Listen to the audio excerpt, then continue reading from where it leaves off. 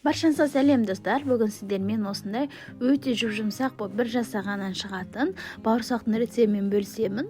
Сол себепті видеоны соңына дейін қарауларыңызды сұраймын.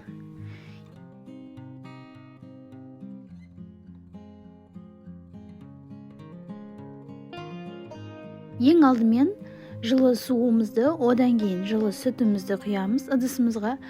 Одан кейін қантымызды, ашытқымызды салып, жақсылап барлығын араластыратын боламыз.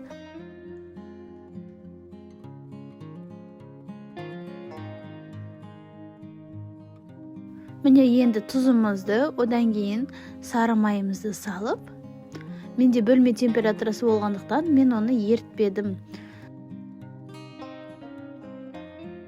Әр ұнның тығыздығы әртүрлі болғандықтан осылай ұнды аз-аздан саламыз. Кейбіреуімізде көп кет қалса, кейбіреуімізде аз кетуі мүмкін.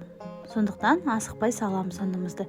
Енді қолдың көмегімен осылай жақсылап үйін қандырып, жақсылап қамырымызды елеп алатын боламыз.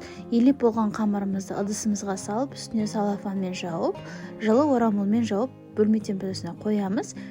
Көтерілген қамырымыздың астына аздап қана ұн сеуіп жіберіп, жақсылап жаятын боламыз. Қамырымызды қатты жұқада қалың қылдырмай жаямыз.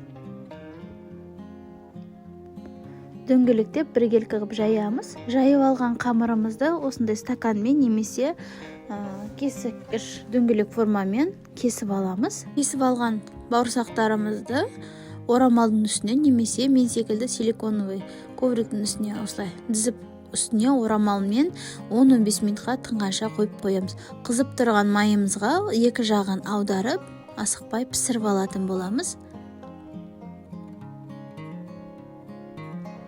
Достар, мен YouTube арнамда басқа да керемет рецептің түрлері бар. Менің каналыма тіркеліп, қарап қойсаңыздар болады. Енді екінші жағын аударып, пісіріп алатын боламыз. Міне менің піскен бауырсақтарым осылайна пісіп шықты. Достар, осы рецепті міндетті түрде жасап көріңіздер. Бауырсақтарымыз өте дәмді әрі жұмсақ болып шығады.